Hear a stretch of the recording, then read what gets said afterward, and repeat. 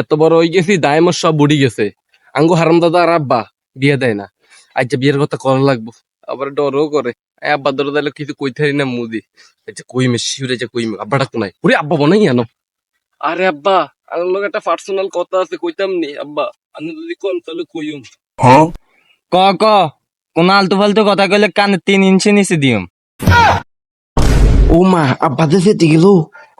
যত রকমের হোক আজকে বিয়ের কথা করা লাগবো। এই দিক দিয়ে যৌবনকাল শেষ হয়ে যেতেছে, মাথা নষ্ট।